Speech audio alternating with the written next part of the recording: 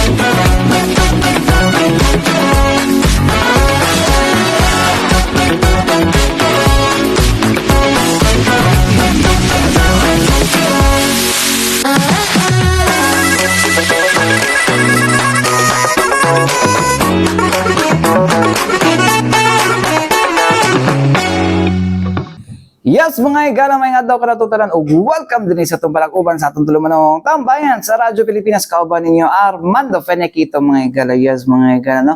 Kumusta mo tanan diha, no? Well, no? Okay pa ba ta? Grabe 2025 gid, no? Grabe kabukat ng mga panghitabo, mga higala, no? So yan lang na mag-discuss about sa ubang pang mga kwan, no? Sa Cebu, mga higala, grabe kuso-kuso, mga higala sa kwan, eh. Grabe kuso-kuso sa bagyo gid no, pila ka mga lugar ang hindi kuso-kuso ni kuan, no, tanggal ato, wala kuryente, no, mga flood control kuan, mitigation, mga higala, tanggal. Diyos ko, kaluoy ba, no? Anyways, mga higala, una ta mga ginunsonahan, no, good news ata, good news ata, mga higala, no, kay kagahapon, mga higala, no, o kagabi gipasiga na ang katong 30 feet na 30 feet na Christmas tree sa SM City Davao, mga higala. Well, SM City mo nag-invite so kapermente, mga higala, no.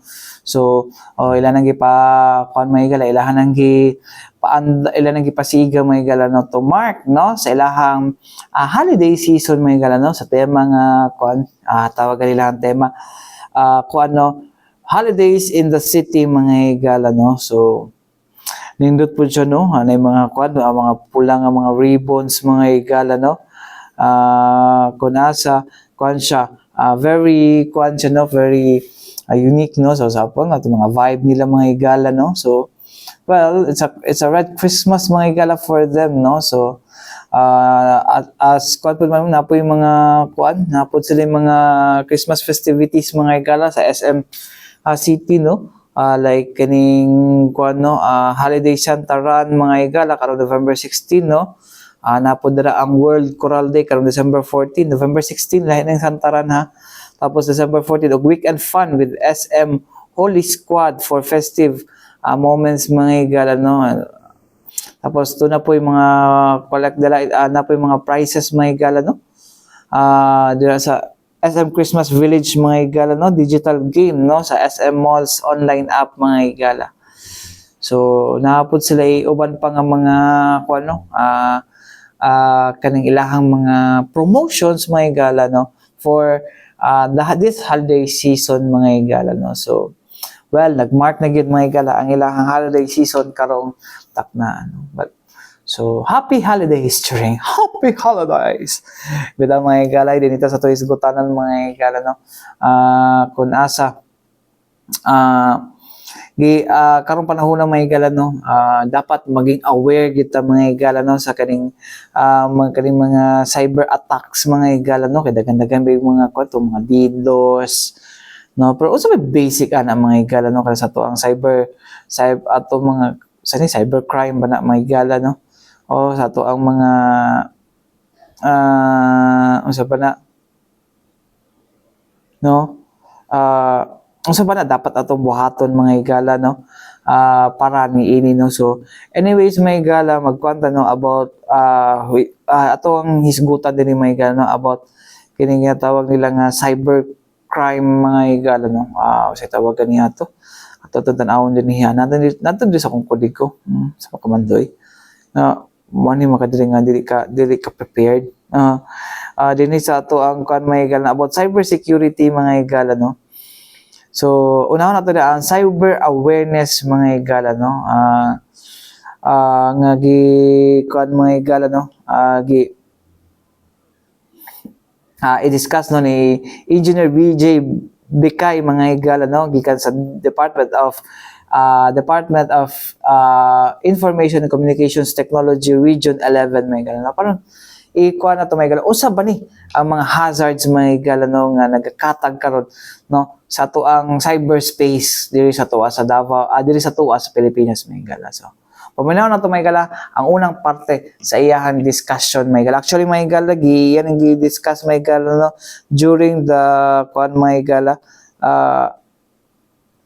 nato diri mga higala, no, during the Techno Forum on Coconut Innovation and Product Exhibit mga higala, no, nga gipanguluhan sa Agriculture Training Institute, Davao Regional Training Center Davao mga higala, no. Diha sa may SM City Davao last time mga higala, no. So karon na lang po ikuan kita, it's about time, no, kay daghan kayo mga cyber attacks nga nagakuan karon, no. Tawagan ni nagabahad karon sa to ang mga mga users mga higala, especially sa to mga internet users mga higala. So anyways mga higala, ato paminaw mga higala si Engineer BJ Bekay mga higala. Our cyber threat also evolved. So from simple phishing scam up to data breaches. So one of worst case data breaches, and the worst for you is the identity theft. So that's why we conduct cyber security awareness to teach you what are the do's and don'ts in using the internet. So because cyber criminals dili lang gina-target ang big organization, it could be also be a victim of these cyber attacks. So next slide. So paila-ila sa DMIC, some of you wala pa kaila sa DICT. So what is DICT? So DICT stands for Department of Information and Communications Technology.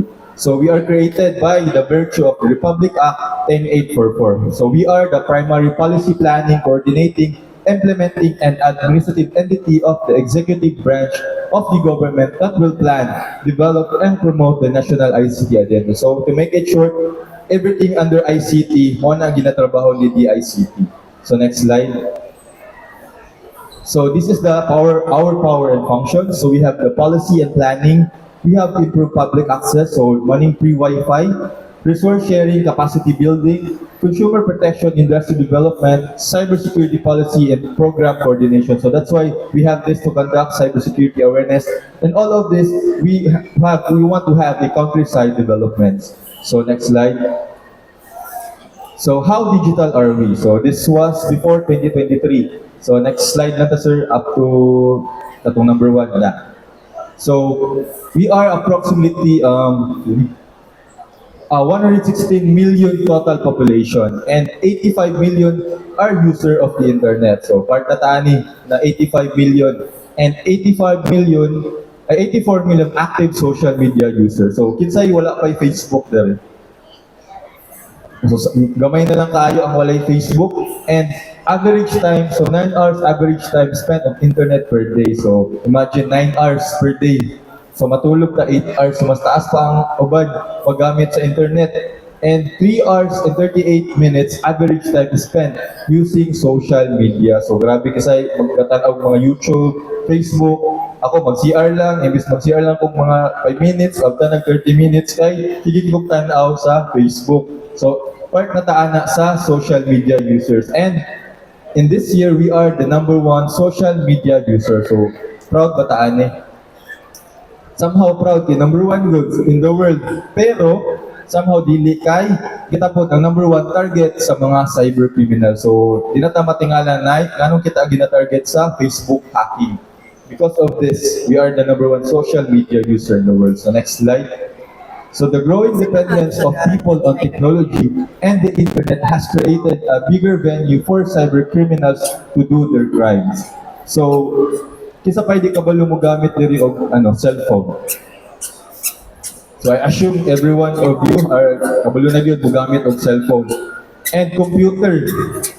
Kisa kabalo mo gamit og computer. So, digital literacy. So, when I ask you about what is a computer, what comes to your mind? Di ba, ang may imagine na to is monitor, ay keyboard, ay mouse, o na ay system unit. Actually, kana siya is called desktop computer. So, ang desktop computer, napo siya gamay pa niya, is laptop. And, gipagamay pa na siya, tablets. So tablet is still a computer. And now what we are using, cell phone. Cell phone is still a computer. So kana, kabalo na mo gamit ana, digital literacy na siya. So next slide. This highlighted the need for digital literacy, cybersecurity awareness of every person online. So the time na kabalo na ta mo gamit og computer and cell phone, pwede na po targeton sa cybercriminal. So that's why we need to know cybersecurity awareness para makalikay ta sa possible attack sa tuwa sa mga cybercriminals. So next slide. So what is digital literacy? So this means having the skills you need to live, learn, and work in a society where communication and access to information is increasing through the digital technologies like internet platform, social media, and mobile devices. So, katong mga digital platforms na gi-introduce ka ganina, the time makabalo na ta ato, digital literacy na. The time you use the cell phone, wala ta kabalo, naka-learn na dita digital literacy. So, next slide. So, our reality today. So these are the hacking or the other incidents sa mga cyber attacks. So data breach everywhere. Pagpangawat of data. So we have data breach hit the SNR. So familiar SNR. So si SNR na i-attack po. So nakuhaan siya mga personal information sa iyang mga customers, mga consumers. Singapore health system hit by most serious breach of personal data and cyber attack. And kani gitarget ang ilahang sa data sa ilahang Prime Minister. And also personal data of 532 million Facebook user leak online. So di kayo nato niya napansin sa news, pero naay 533 million Facebook na nakawat. So kinsay naka-receive og mga unknown text sa phone, you win something ngayon ana. I think everybody pati ako naka-receive og mga nana. And unsa ang naa sa tong Facebook? When we create Facebook accounts, our name, at kapabay address, wala na ko pagbantay. Pero, ang isa na is email address and atong number. So, once nakuha na nila, actually, mabaligya niya sa dark web, pwede na ito nila gamiton para mag-text scam sa atua. So, what nakabalo pa? Out of 530 million, appeal ba atong account anak? So, better to change our password regularly. So, kanima, nindungan pa ba ninyo katong pumilik? So, the Philippine largest data breach, so considered to be the worst recorded breach on the government-held personal database in the world, based on sheer volume. So, ang gikawat, o ni siya, 75 million records sa voters database precinct finder. We have overseas voters database, 1.3 million. I-register registration database, 139 and firearm ban database around 896,000, and Comelec personal database around 1,267 records. So imagine that huge amount of data na nakawat sa mga cyber criminals. So dili basta-basta ang cyber attacks. So next slide. So cyber attack on banks. So di po kalikay ato ang mga banks. We have the Bangladesh bank heist. So took place in the February 2016 when hacker planned to fraudulently withdraw 1 billion US dollars from the account of Bangladesh bank. And the central bank of the Bangladesh, 81 million of the found its way to RCBC bank. So naadiri gipadala ang uban, nakawat nila 81 million dollars. So imagine that amount na gikuha. So dili sa bluy ang bangko pag mabiktim pag inani. So mga bank sa karon gina-strong gina nila ang ilahang cyber security. Kung ang gigamit ani nga pag-attack is Gridex. Gridex is a malware. O siya virus siya actually. So nakasulod siya ang virus sa bank and then nag-create og door sa cyber criminal na maka-access sila sa iyahang system. So next slide. Later, i-discuss na po ang malware. So critical sectors are attacked. So we have cyber attack shutdowns, largest oil pipeline in US. So declare sila state of emergency. So di yun basta-basta po maapektuhan atong critical sectors. So what are our critical sectors? There's energy, we have the health, finance. So pagka na maigo, dako kayo damay-damay, dako impact sa atuatanan. So next slide. So another example, we have the public USB port at charging station na gamit sa pang-hack text expert. So what discussed by 24 oras. So gigamit kay charging station, di ba? Kapansin mo sa labas na hulog-hulog, maka-charge ka sa cellphone. Kisa'y naka-try, mag-charge sa labas. So ako nakatry ko pero ang gibuhat ani sa cyber attacker, nag-create siya charging station niya. Kapansin mo na sa phone na to, di ba natin charger? Pag i-connect na to na sa tong cellphone, isaksak sa laptop, di ba ma-detect na to ang makita na to mga photos na to. Same concept. Walang gibuhat niya from charging station, ibutangan niya og malware tong iyahang device, i-connect sa automatic connect sa iyahang computer. So tanang nisaksak sa iyahang charging station, nakita niya tanan sulod sa mga phone. So be careful dude, especially on using this. And not only, wait lang nga pala isa. So lalaking nagbantang yung kalat ang selang photo at video ng dating Noviatic dito sa news. So atong mga pagumangkod natin mga kailan ng mga bata. So nambinay uyab-uyab sila karon. So ato yung ingnon nga di jud mag-send og mga photo sa iyahang mga uyab kay pwede sila mabiktima ani. So nanay ni siya na biktima actually somewhere in Manay.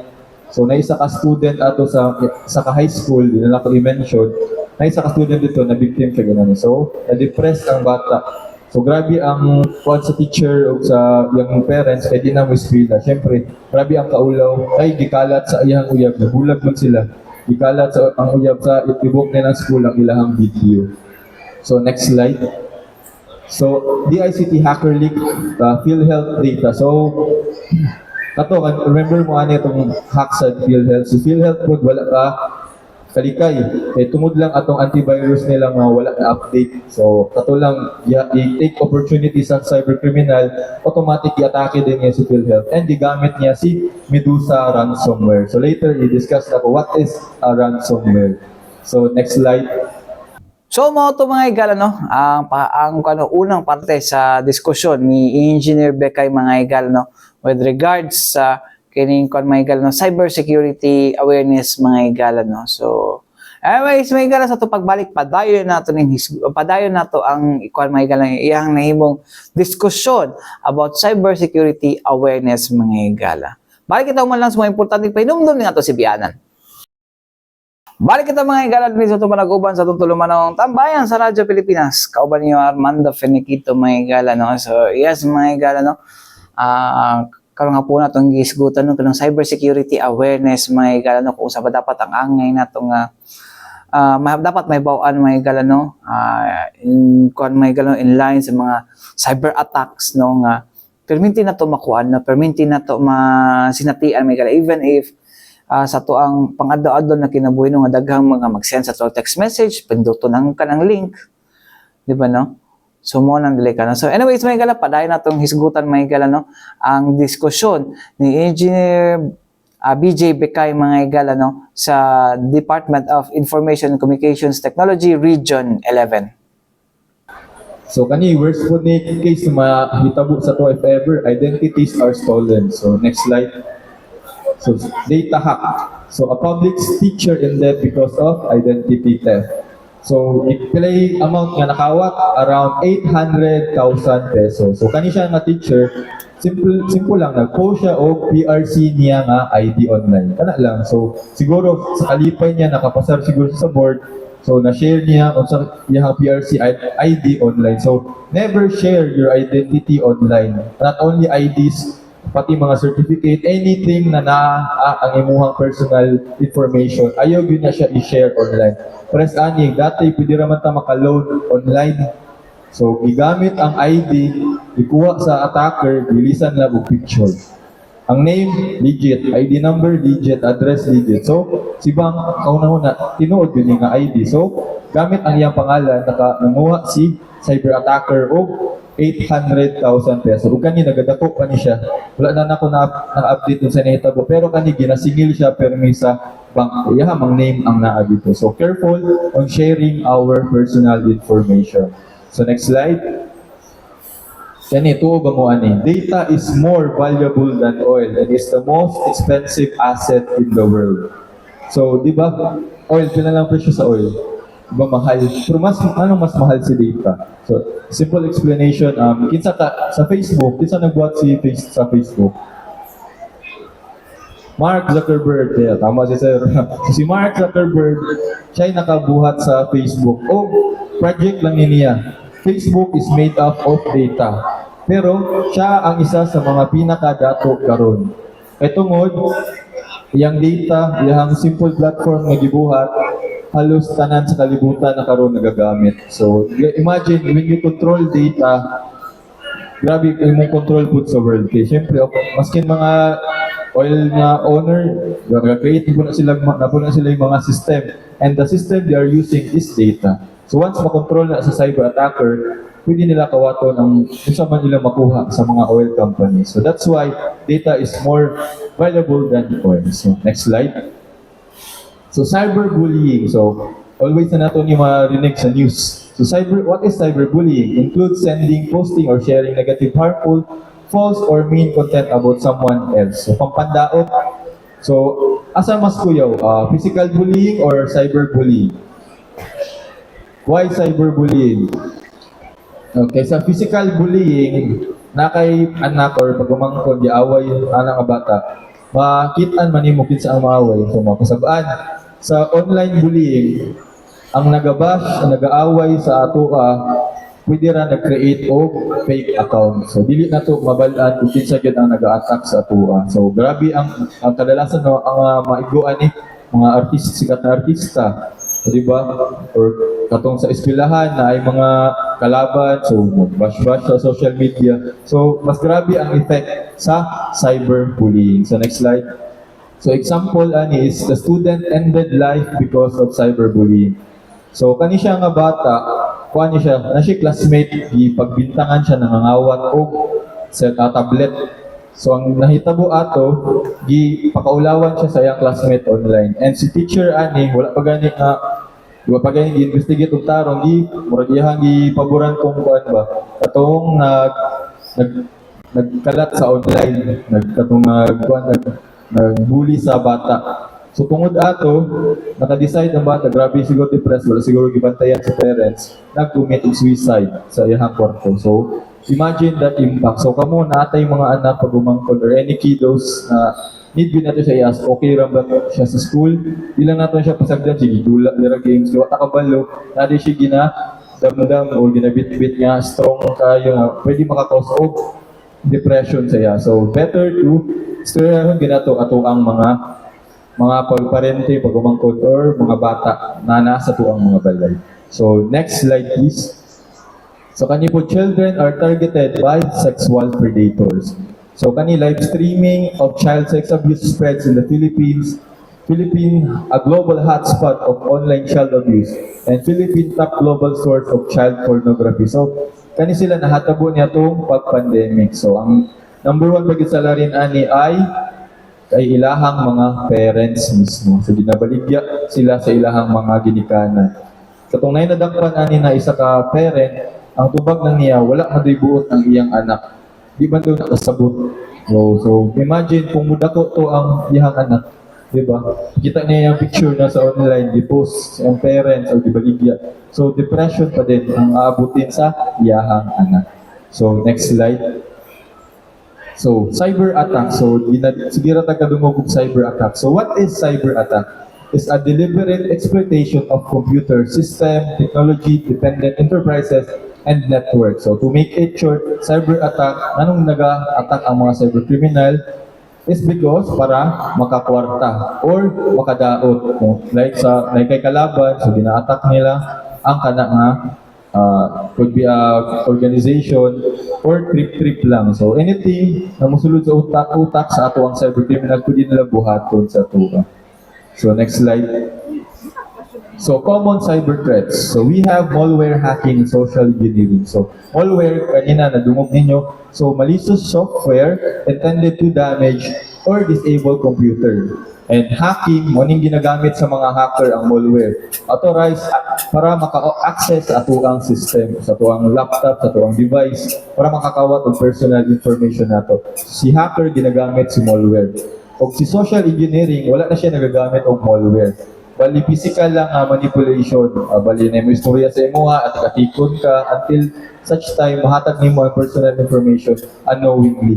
So atikon di ka niya by words, could be words or call. So any like sa text pwede put. So anything na wala nagagamit og malware nga mga hack gihapon or mga personal information, social engineering na siya. Dira na nabilong si phishing. So ng mga phishing scam sa text, phishing scam ang tawagan. So next slide. So we have the common types of malwares. We have virus, worm, trojan, and spyware. So di na kayo na ko explain kay medyo technical na siya. So si virus and worm bali sa mga flash drive sa computer na siya mosulod. Si trojan, so mga fake apps. For example, mag-download mo game sa inyong cellphone. Pag-download sa game, pag-install ninyo, need access to your photos, need access to your contacts. So magdula lang ka kung it's go nga offline pa yun, mangayo og photo nimo og mga account, mga contacts, i-install pa ba nato siya? So careful mo ana ayaw gina-install kay possible trojan na siya. And spyware, once makasulod na si hacker sa ato ang device, butangan niya spyware. So ma-detect niya ang mga website na ato ang i-open, at the same time ma-detect niya ang gina-click nato sa ato ang mga device. So, a simple email PDF could cause a spyware sa ato ang makasulod si hacker. So, careful ta sa mga email po na ma-receive na to. Labo na wata kabalo asa gikan. So, better not to click. So, next slide. So, ransomware. So, ganina nadungog ko na itong ransomware. So, what is ransomware? Once infected ato ang device sa malware, ang mabantayan nato wag na siya ransomware kay pag dili na nato maklik ato ang mga file, dili na ma-open ang photo, video, tanan naka-encrypt. So dili na mabasa. So at paghuman na pag once na activate ang virus, na mo pop up sa imuha na notification. So oops, your files have been encrypted. So para ma-open nimo siya at ma-open nimo ang file, you need to pay sa ani nga any platform sa pagbayad. So, mubayad ba ta?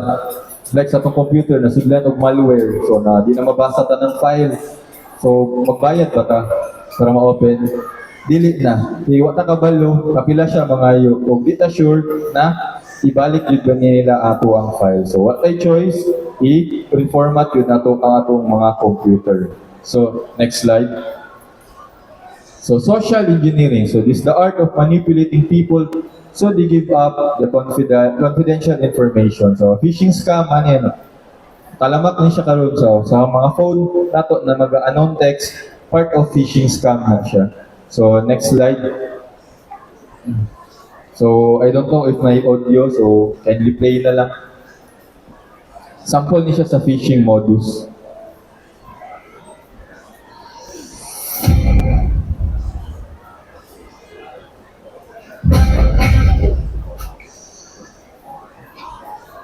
Na forward po, pati back na lang.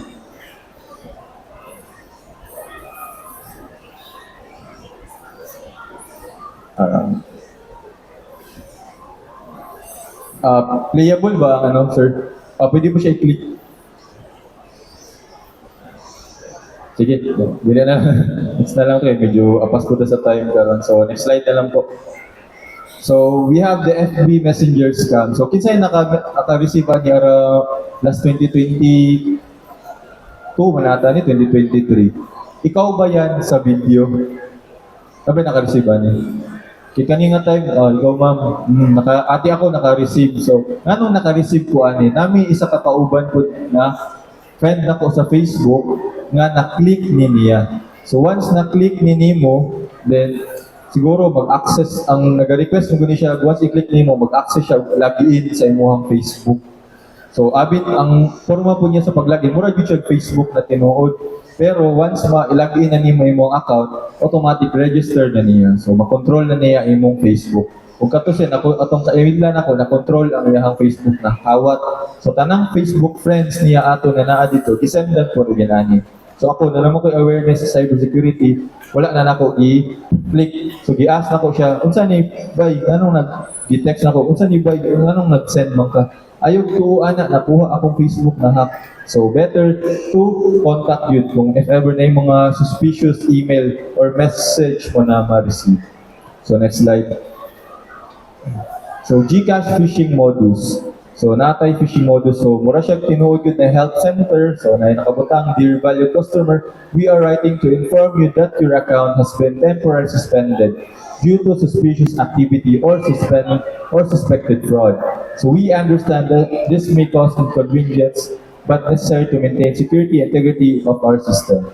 Please verify your account. So, pag click niyo verify my account, ngayo siya o login ninyo sa Facebook, sa GCash, so phone number and your PIN. So, pag gibuhat ninyo na, wala na, pati yung GCash makuha na. So, how to verify if ever tinuod siya? So, ato mo sa legit na GCash page sa Facebook. So, dito na ko niya nakita. Pag kakita na ko ani, ito din ko sa GCash na page. And nakita na ko dito ang ilahang warning. So, better to legit check yun if ever natay ma-receive na may ani na messages. So, next slide. So, catfishing. So, when someone set up a fake online profile to trick people who are looking for love. So, example, ani is na isa ka byuda. So, si ma'am na byuda, nakauyab og afam. Kaya si ma'am, afamers. So, si afam, 6 years na sila uyab, long last, to forever na sila. Karon sa kadugay nila nga nag-uyab, si afam, nag-send siya og message sa kay ma'am. So, magpadala ko sa imuhang kuan, my love, mga message o kuan, kanang kahon, full of gifts para sa imuha. So, siyempre, kilig si ma'am. So, si Afam, ipicturean yun na ay dako makarton with the name, address niya. So, tuog yun si ma'am, uyab yun sila 6 months. So, tuog yun siya nga para to sa iyaha. And then, ipadala na ni Afam. So, siyempre, excited. After na nasa sa Pilipinas, nikalit og chat si Afam. Ang iyang ingon, darling, naatay problema. Ang package nga gihatag na ako sa imuha, nabara sa custom. So, gaya ko, need ko bayaran ng fee na 30,000. So, ikabala ka once makakuan ko din, ibalik na po na ako sa imuha. So, simpre, 6 months, tuod na yun, padala sa ima po 30,000. Pagkaugma, ghost na. Luwi kayo si ma'am, na bigo pa, sawi pa, kawatan pa yun. So, imagine, inana na scenario. And kaning scenario, ako example is, tinuod din nahitabo. So, sa CICC, Cybercrime Investigating Coordinating Center, dito na ko niya sila na kuha na case na panghitabo. And di lang isa, around Davao region, dagang kayo na biktima na inanin na modus. So, careful ta sa tawagan na is catfishing. So, next slide. Grooming ganina si ma'am, karon si children na pud nato. So kani delikado kani. Ang mga anak ba ninyo or apo nagadula o games?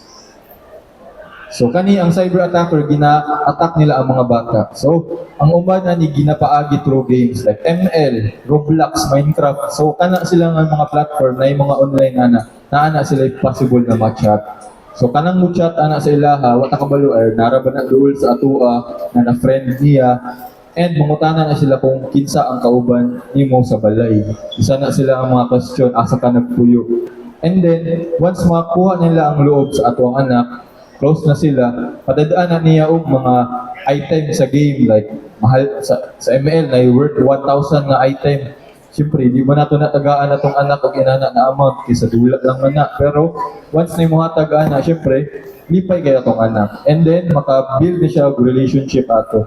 Wala ta kabalo, wata sa balay, if ever, kung chat na nagkalit sa ato ang anak, asa ka karon adto diri sa gawas kay napakoy ihatag sa inyo. So, dira na ang possible one trap na so pwede na kidnap ang ato ang mga bata. So better to check yun, maskin nagdula lang na yung anak, check ang chat box na chat box ang mga game. So ang history ana tanawa kay natong taga PhilHealth nag-cyber ko sa ilaha pagkaugma gibuhat dayon niya, nakita gyud niya na yung mga natong chat sa bata sa Roblox na game. So careful and check our kids nga especially nagadula og mga games. So, next slide. So, fake news. So, common naman karon daghan na kay fake news to. Labo na na AI.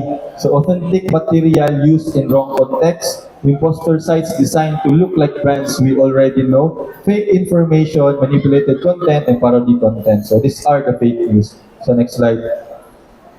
So, misinformation and disinformation. So, misinformation, you think it's true but it's not. And sa disinformation, you know it's not true, but you say it anyway. So, kinsay worse sa duha?